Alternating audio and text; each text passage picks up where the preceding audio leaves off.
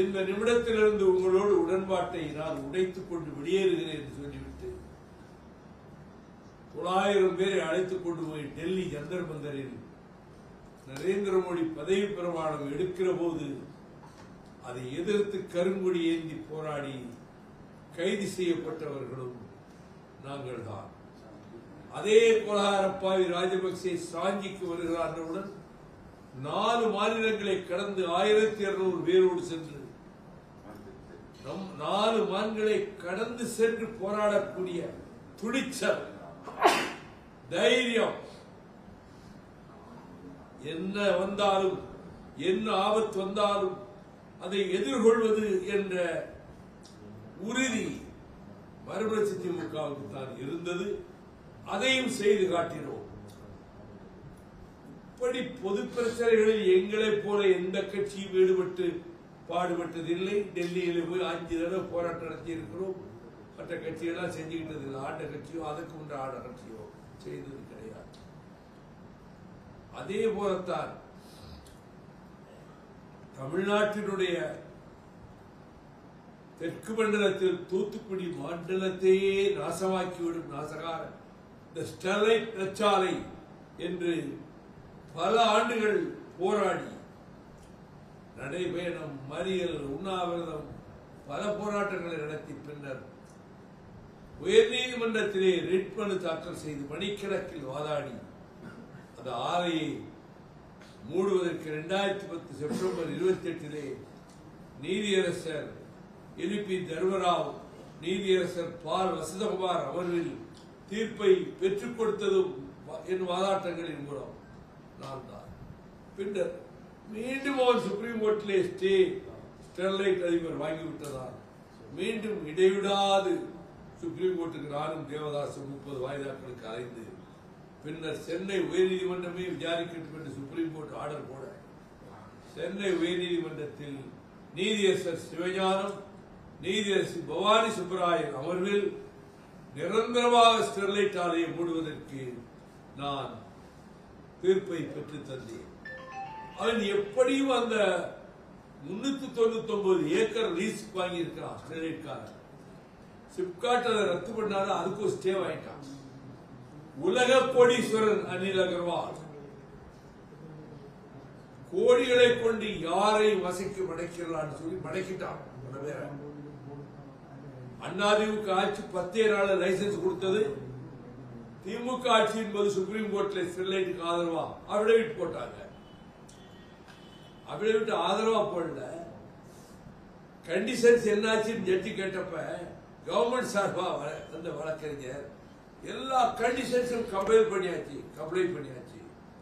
இது சொன்னவுடன் ஜஸ்டிஸ் கோகலே நீங்க தமிழ்நாடு சர்க்காருக்கு வைக்கிறா ஸ்டெர்லைட் வைக்கிறான்னு கேட்டார். அந்த ஸ்டெர்லைட் கிரீன் காப்பர் என்ற பெயரில் ஒரு மீண்டும் அதே தொழிற்சாலை வேறு வடிவத்திலே கொண்டு வர முயல்வதால் அதை தடுக்க வேண்டும் என்ற நோக்கத்தில் தான் முதலமைச்சர் சந்தித்து 3/4 மணி நேரம் அது குறித்து நிலைமைகளை எடுத்து விளக்கி இருக்கிறேன். மக்களை அவங்க காசு கொடுத்து ஆட்களை கூட்டிட்டு வந்து ஸ்டெர்லைட்டை திறக்கணும் சத்தம் போட வைக்கிறான். 13 பேரை ஈவிரக்கமின்றி போலீசார் சுட்டுக் கொள்வதற்கு ஸ்டெர்லைட் காரணம், அதை அதிமுக அரசு காரணம். 2 பேர் இறந்து போனாங்க. அப்படிப்பட்ட நிலையில் இரவோடு இரவாக எல்லா துக்க வீட்டுக்கும் போய் பார்த்தவர் நான். இன்னொருவர் இப்போ முதலமைச்சர் ஆகியிருக்கக்கூடிய சகோதரர் விஜய், அந்த பொண்ணு 11 வகுப்பு படிக்கிற ஸ்னோலின் தலையில குண்டு வாங்கி மூளை மண்ட கிடந்தது. அந்த குடும்பத்துக்கு 8:30 மணிக்கு போய் பார்த்தேன். 11:30 விஜய் வந்து பார்த்தார். ஆகவே மீண்டும் ஸ்டெர்லைட் ஆலை எந்த விடயத்திலும் வந்துவிடக்கூடாது என்பதற்காகவே பீப்புள்ஸ் வாட்ச் ஹென்றி திபேன் அவர்கள் முன்னாள் ஓய்வு பெற்ற நீதிபதிகள், முன்னாள் ஓய்வு பெற்ற போலீஸ் அதிகாரிகளை கொண்டு 15 நாட்கள் ஆய்வு நடத்தி 2000 பக்கத்துக்கு ஒரு ரிப்போர்ட் சப்மிட் பண்ணியிருக்கிறார். இதை நான் சுப்ரீம் கோர்ட்ல கோட் பண்ணியிருக்கிறேன். இப்பொழுது மீண்டும் ஸ்டெர்லைட்டை வேறு வடிவத்தில் கொண்டு வர முயற்சிப்பதால் அதை எதிர்த்து மக்களை திரட்ட வேண்டும் என்று நான் அறிவித்தேன். இன்று அதற்காகத்தான் தூத்துக்குடியிலே அதற்கு எதிர்ப்பை அதை சுற்றுச்சூழலை பாதுகாக்கும் கூட்டம் என்று அந்த கூட்டத்தை அறிவித்து அதிலே சிபிஎம், சிபிஐ, விடுதலை சிறுத்தைகள், மே 17 இயக்கம், பல இயக்கங்கள், நம்ம Nellai Mubarak, social democratic party of India எல்லோரும் கலந்து கொள்கிறார்கள். அதற்காகத்தான் நான் இந்த சுற்றுப்பயணத்தை மேற்கொண்டிருக்கிறேன். ஒரு பக்கத்தில் இடைவிடாது இந்த வேலிக்கருவிலை அகற்றுகிற வேலையில் ஒரு ஓட்டு கிடைக்காது வேலிக்கருவை வெட்டுறதுக்கு. ஆனா வெயில்ல கிடந்து நாங்க கஷ்டப்பட்டு அதை அகற்றுகிற வேலையிலே நாங்கள் ஈடுபட்டிருக்கிறோம். இன்னொரு முக்கியமான பிரச்சனை, கவர்னர்டே உடனே டிஎம்கே பிடிஷன் கொடுத்திருக்கு. நான் சிஎம் பிரச்சாரம் பண்ண வருவார்னு சொன்னேன். ஆனா உண்மையிலே என்ன வாக்குவாதம் நடந்ததுன்னா, 2 எம்எல்ஏக்கள் ராஜினாமா பண்ணா இடைத்தேர்தல் வரும், இப்ப நீங்க பிரச்சாரம் செய்தா தானே நாங்க ஜெயிக்க முடியும் நான் கேட்டேன். அந்த நேரம் வரும்போது அதை பற்றி பரிசீலிக்கிறேன் என்றுதான் முதலமைச்சர் விஜய் அவர்கள் சொன்னார்கள். 2 எம்எல்ஏக்களை எங்க கட்சியிலே இத்தனை வருஷம் இருந்தவங்களை உங்களை நம்பி கண்டிப்பா சூரியன்ல தான் நின்று ஆகணும்னு கட்டாயப்படுத்துறீங்களே, மற்ற கட்சிகளே எல்லாம் நீ கட்டாயப்படுத்தலையே. எங்களுக்கு மட்டும்தான் 4 சீட், அதுக்கு மேல பேச்சுக்கு இடமில்லை. விருப்பம் இருந்தா பேச்சுவார்த்தை நடத்துங்க, இல்ல போயிட்டே இருங்க. நாங்க எங்களை நிர்பந்தப்படுத்தி பிளாக்மெயில் பண்ற மாதிரி செய்துதான் இந்த 4 சீட்டை கொடுத்து ஒத்துக்கிட வச்சாங்க. அவங்க சின்னத்துல நிக்கணும்னாங்க. ஒரு தொகுதியிலேயாவது நாங்க சுயேட்சை சின்னத்துல தனி சின்னத்தில் நிக்கிறோம் சொன்னோம். முதல்ல சரி நம்ம கடைசி 2 நாள் இருக்கும்போது மந்திரிகள் மேல் ஒருவர் மீது ஒருவராக வீட்டுக்கு படையெடுத்தார்கள். கண்டிப்பாக சூரியன் தான் நிற்க வேண்டும் என்று பிடிவாதம் பிடித்து சின்னத்திலே நிற்க வைத்தார்கள். இப்பொழுது குதிரை பேரம் பேசுறாங்க. குதிரை பேரம்ங்கிற இந்த விடிவான வேலையை ஆரம்பிச்சு வச்சதே திமுக தானே. கம்பம் சட்டமன்ற தொகுதியில் எங்கள் கட்சி சார்பில் போட்டியிட்டு பம்பர சின்னத்திலே போட்டியிட்டு வெற்றி பெற்ற கம்பம் ராமகிருஷ்ணன் எம்எல்ஏ அவர்களை ராஜினாமா செய்ய வைத்து 4ஆம் நாளே திமுகவில் சேர்த்து அடுத்து வந்த இடைத்தேர்தலில் திமுக வேட்பாளராகவே அவரை நிறுத்தி எம்எல்ஏ ஆக்கினீங்களே, அது என்ன பெருச்சாளி பேரவா? இந்த வேலையை இந்த மாதிரி வேலையை செஞ்சதே நீங்க தானே. இப்ப அதிமுக மேல குற்றம் சாட்டுறீங்க. ஆகவே பழி சுமத்துவதற்கு என் மீது, திருச்சி எம்பி மீது அபாண்டமான பழிகளை, அக்கிரமமான பழிகளை, 1% கூட உண்மை இல்லாத பொய்யான பழிகளை எங்கள் மீது சுமத்தி திமுக குடும்பத்தை சேர்ந்த ஒரு பத்திரிகை பக்கம் பக்கமாக எங்களை இழுத்தும் பழித்தும் எங்கள் மீது சேற்றை வாரி வீசிக் கொண்டிருக்கிறது. இதுதான் காரணம். அது சம்பந்தப்பட்ட பத்திரிகை நிறுவனம் திரும்ப திரும்ப கேட்டப்ப நீங்க அந்த பத்திரிகை நிறுவனம் கேட்டேன். இதுதான் இவ்வளவு கேட்டுக்க கூடாது. அதுக்கு நான் அர்த்தம் தெரிவிச்சிருக்கிறேன். என்னை எந்த ஊருக்கு போனாலும் பத்திரிகையாளர்களை நான் எல்லோரையும் விட அதிகமாக மதிப்பவன். நக்கீரன் கோபால் கைது செய்யப்பட்டார். கைது செய்ய உள்ள வச்சிருக்காரு. ஏர்போர்ட்ல நேரா போய் ஸ்டேஷன் வாசல்ல போய் தரையில் உட்கார்ந்து போராட்டம் நடத்துவார். புடா சட்டத்தில் பத்திரிகையாளர்களை சேர்க்க இருந்ததை நீக்க வச்சவர் நான் தான். இந்தியன் எக்ஸ்பிரஸ் என்னை பாராட்டி எழுதியது. பத்திரிகைக்காரர்களுக்கு வந்த ஆபத்தை தடுத்தவர் எம்டிஎம்கே ஜெனரல் செக்ரட்டரி வைகோ என்று எழுதியது. அதே போல இன்றைக்கு இந்த மாலை கூட்டம் ஸ்டெர்லைட் எதிர்ப்புக்காக, சுற்றுச்சூழல் பாதுகாப்புக்கான கூட்டம். அதை பீப்புள்ஸ் வாட்ச் எண்ணூத்தி பேர் கலந்துக்கிறாரு, திருமுருகன் கலந்துக்கிறாரு, சிபிஎம், சிபிஐ, விடுதலை சிறுத்தைகள் கட்சி கலந்து கொள்கின்றன. நேற்று முதலமைச்சர் கூட்டிய தோழமை கட்சிகளின் கூட்டம் மிக கண்ணியமாக நடைபெற்றது. அதில் தோல்வி ஏமாற்றம் மிகச் சிறப்பாக நடைபெற்றது. என்ன பேர் வைப்பது அடுத்த கூட்டத்தில் முடிவு செய்து கொள்ளலாம். எல்லோரையும் மனம் விட்டு கருத்துக்களை சொல்ல சொன்னார். கருத்துக்களை உருவாக்கி கொண்டார்.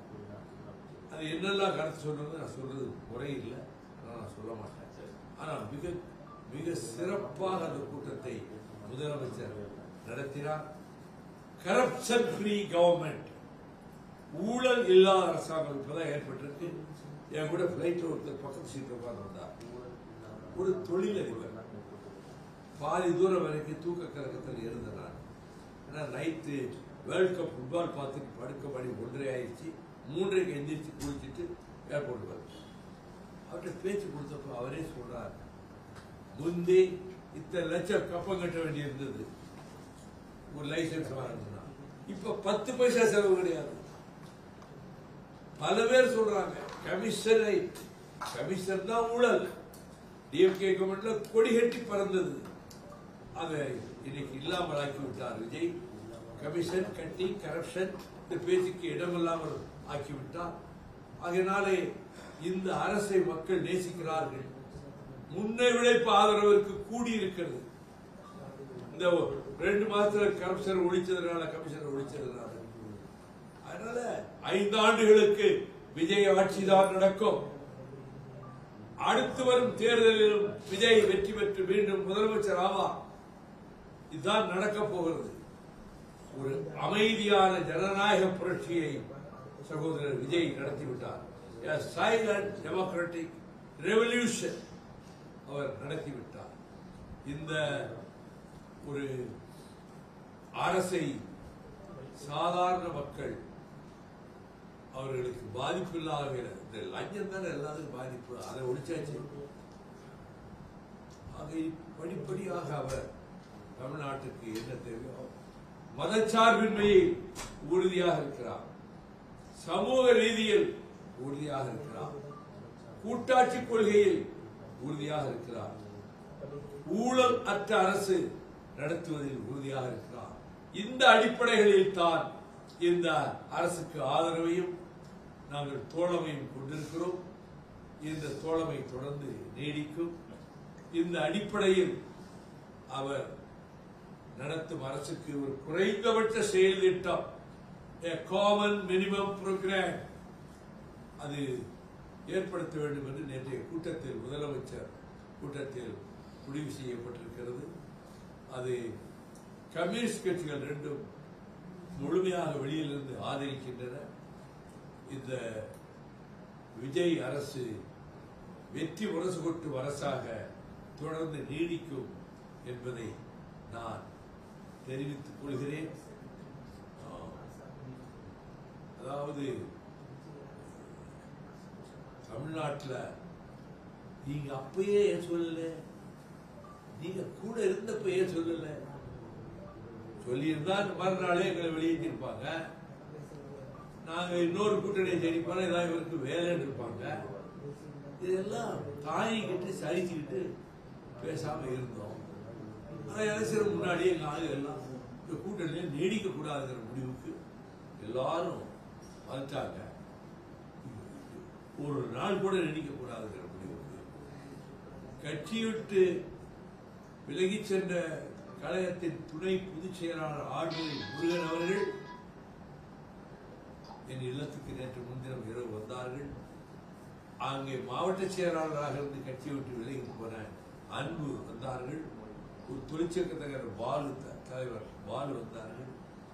அப்போ ஆடுதுறை முருகன் வீட்டில் சொன்னாரு, நான் கடைசியா நடந்த மாவட்ட செயலாளர் கூட்டத்துல திமுக அலையன்ஸ் கூடவே கூடாதுன்னு நான் சொன்னேன், அவங்க நம்ம கழுத்துருவாங்கன்னு சொன்னேன்.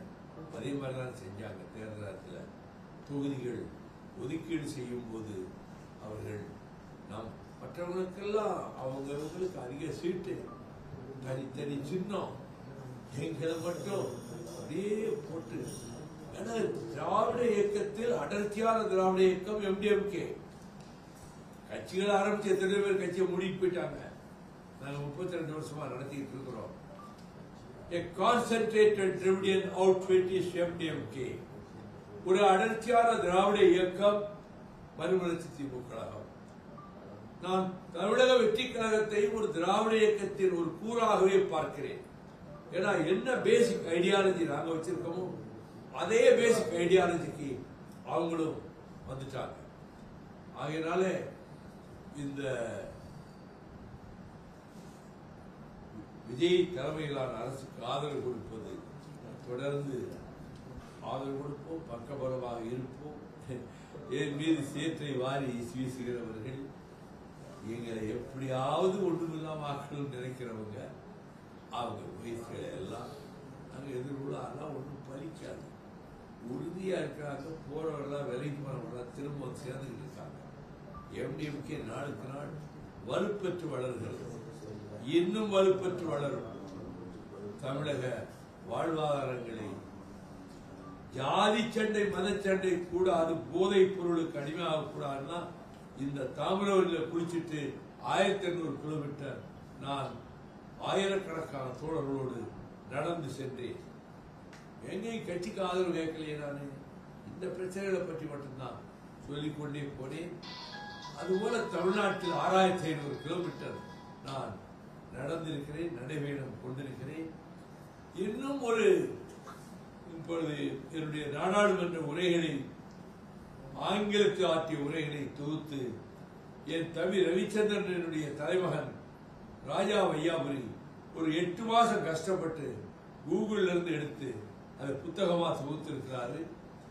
அது இப்ப பிரிண்ட் பண்றதுக்கு குமுதம் பிரிண்டர்ஸ் பப்ளிகேஷன்ஸ் அவங்க ஒத்துக்கிட்டு இருக்காங்க.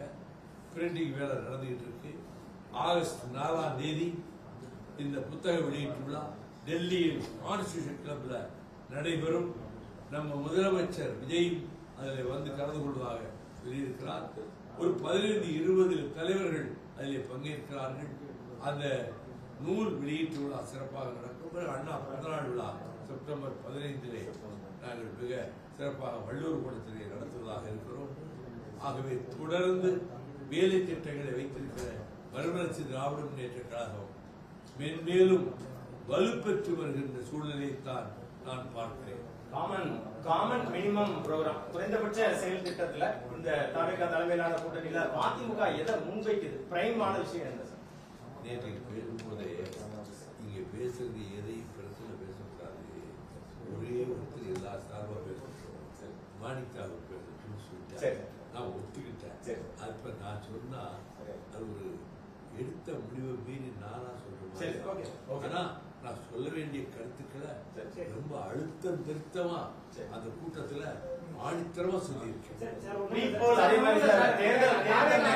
தேர்தல் நேரத்துல திமுகவோட இருந்த கூட்டணி கட்சிகள் 60 பேர் இருக்காங்க, 60 அமைப்புகள் இருக்குன்னாங்க. இன்னைக்கு யாருமே இல்ல. எப்படி பாக்குறீங்க? இதனுடைய மைய கருத்து என்னவா இருக்கும்னு நினைக்கிறீங்க? மதிமுகவோட கருத்து தான் எல்லா தோழமை கட்சிகளும் இருக்குதா? என்ன நினைக்கிறீங்க? ஒவ்வொரு கட்சி வெளியேறியதுக்கு ஒரு காரணம் இருக்கும். என்ன மனக்காயம், என்ன வருத்தம், எதனால அவங்க வெளியே வந்தாங்கன்னு அவங்களுக்கு தான் தெரியும்.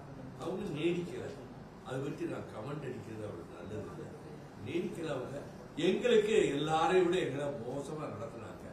அதனால நாங்க வெளியே வந்துட்டோம்.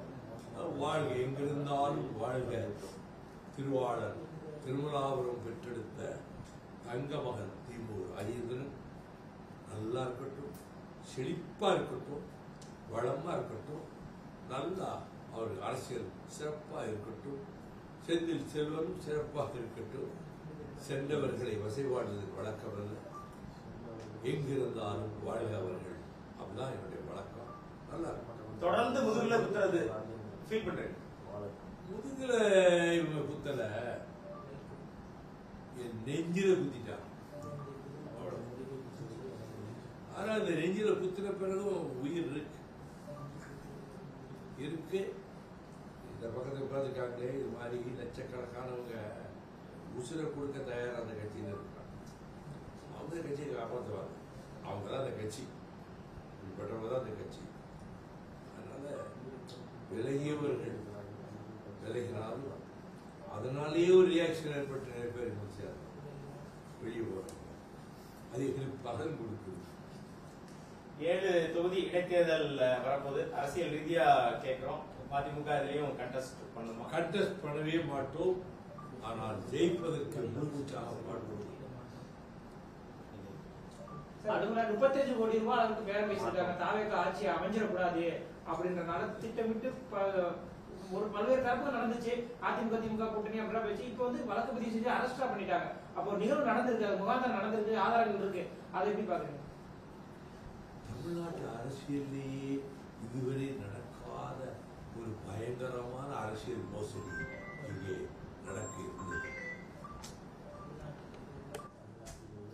கண்ணியத்துக்குரிய காயிதே மில்லத்தவர்களால் வார்ப்பிக்கப்பட்டவரும் ஜமால் முகமது கல்லூரியிலே பேராசிரியராக தலைமை பேராசிரியராக இருந்தவரும் ரொம்ப பண்பானவரும் மணிக்கதிர் பத்திரிகையின் ஆசிரியருமான கண்ணியத்துக்குரிய மாமா பேராசிரியர் காதர் மொய்தீன் அவர்கள் அதிமுக ஆட்சி அமைக்க திமுக வெளியிலிருந்து ஆதரவு கொடுப்பது என்று முடிவு எடுக்கப்பட்டது. உண்மை, அவரே சொல்லிட்டார. அப்ப இது நடந்திருக்குல்ல, இதை விட ஒரு பொலிட்டிக்கல் ஃப்ராட் என்ன இருக்க முடியும்? இவ்வளவு பெரிய மோசடியை செஞ்சுட்டு எங்களை குறை சொல்றதுக்கு என்ன இவங்களுக்கு யோகியதை இருக்கு? அதிமுக ஆட்சி அமைக்க இவங்க வெளியிலிருந்து ஆதரவு கொடுக்க என்ன காரணம்? என்ன லாபத்துக்காக அதிமுக ஆட்சியை ஆதரிக்க முன் வந்தீங்க? இதுதான் $1 மில்லியன் கொஸ்டின். என்ன ஆதாயத்துக்காக? அதுக்குள்ள 1000 அர்த்தம் அடங்கி இருக்கு. என்ன ஆதாயத்துக்காக எடப்பாடி முதலமைச்சர் நாங்கள் வெளியிருந்து ஆதரிப்போம் அப்படின்னு ஒரு படு குட்டிக்கரணம்னா இது மாதிரி குட்டிக்கரணம் யாரும் அடிக்க முடியாது. இப்படி ஒரு முடிவு எடுத்தீங்க. உங்களோட எப்படி கூட்டணி இருக்க முடியும்? நீங்க அதாவது திராவிட முன்னேற்ற கழகத்தை ஊழலுக்கும் போதே விமர்சிக்கல. அவங்க 29 வருஷம் திமுக உழைக்க நான் பாடுபட்டிருக்கேன். அதெல்லாம் யாரும் அவர் ராஜ்யசபா கொடுத்தாரு, நன்றி. அந்த கட்சியையும் தலைவரையும் விண்ணுக்கு உயரத்துக்கு ராஜ்யசபா ரெக்கார்டுகளில் பதிவு பண்ணியிருக்கேன். இப்போ போடுற புத்தகத்தில் கூட முன்னுரையில் கலைஞருக்கும் ஸ்டாலினுக்கும் நன்றி தெரிவித்து தான் நான் புக்கில் முன்னுரையை எழுதியிருக்கிறேன். ஆனால் என்னுடைய உழைப்பு 18,000 ஊர் போய் கொடியேற்றி இருப்பேன். ராத்திரி பகலா போராடி இருப்பேன். 25 தடவை திமுக நடத்த போராட்டங்களில் ஜெயிலுக்கு போயிருப்பேன்.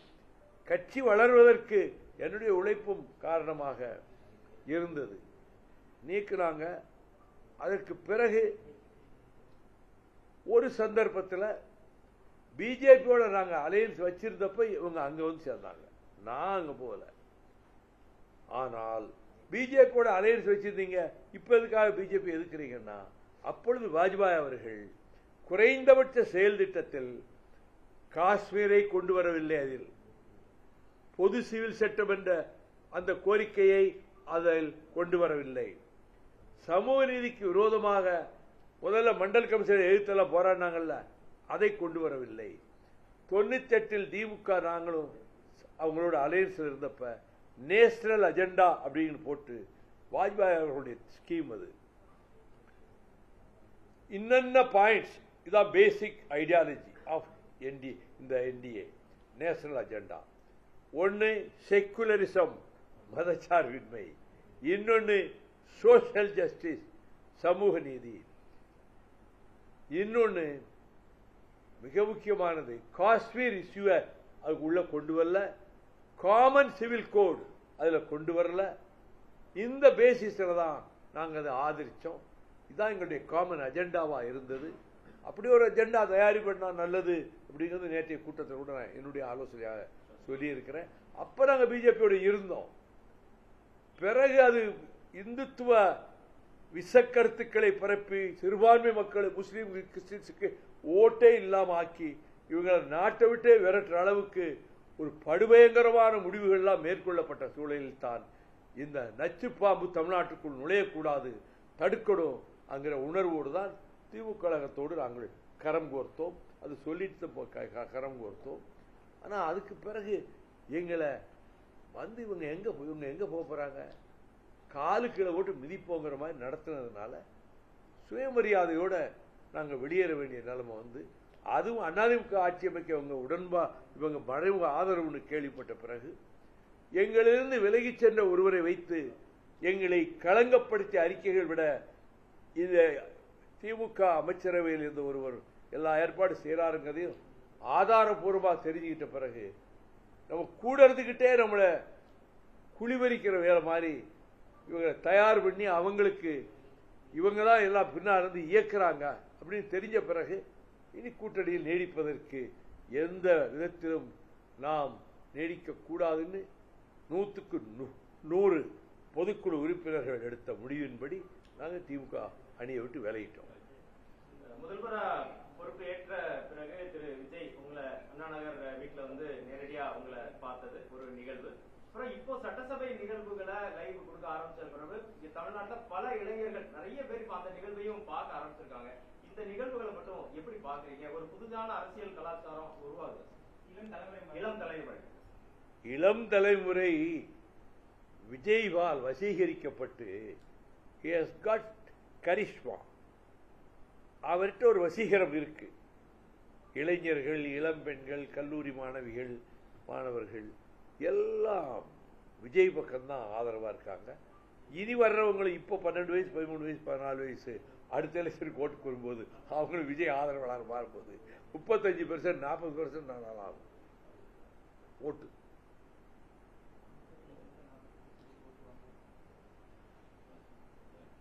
ரொம்ப நாடாளுமன்ற தேர்தல் வரக்கூடிய சமயம் அதுல நீங்க எவ்வளவு இடங்கள்ல வந்து நீங்க கேட்டுப்பார்க்கக்கூடிய நிலை இருக்குமா? இதை பாருங்க, ரொம்ப தூரத்துக்கு அப்பால போய் என்ன நடக்க போகுது இப்ப சொல்ல முடியுமா? அதை பற்றியெல்லாம் அப்ப சிந்திக்கவே நேரம் இல்லை. நாங்கள் கண்ணியமாக நடத்தப்படுவோம், கௌரவமாக நடத்தப்படுவோம். திமுகவில் ஏற்பட்ட கசப்பான நிலைமை விஜயோடு இருக்கும்போது ஏற்படாது. சின்னமும் நீங்க போன வாட்டி நிற்கும் போது நிர்பந்தம் பண்ணாங்க அப்படிங்கிற மாதிரி சொல்றீங்க. இனிமேல் வரக்கூடிய நாங்க சுயேட்சை சின்னமா நிற்போம். தீப்பெட்டியிலே நிக்கலாம், பம்பரத்திலே நிக்கலாம். அது அப்ப நம்ம கேட்கிற அணுகும் வேண்டுதலை எலெக்ஷன் கமிஷன் எப்படி அதுக்கு பதில் சொல்ல போறாங்க பொறுத்து இருக்கு. ஒண்ணு தீப்பெட்டியில் நிக்கலாம் அல்லது பம்பரத்தில் நிக்கலாம். தொடர்ந்து வந்து திமுக கூட்டணி வெளிப்பட கட்சிகளா இருக்கட்டும், திமுக வந்து இந்த இவருக்கு தாவக ஆட்சி கடுமையா அவசரம் பண்றாங்க. சரியா, ஒரு ஆதாரம் இல்லாத பல குற்றச்சாட்டுகள் வெளியிடுறாங்க, வீடியோ கூட வைரல் ஆகுறாங்க அப்படின்னு தொடர்ந்து வருது. அதை எப்படி பாக்குறீங்க? ஊழல் கோபுரமாக இருந்த திமுக சொல்றதை யாரும் கண்டுக்கிடவே மாட்டாங்க.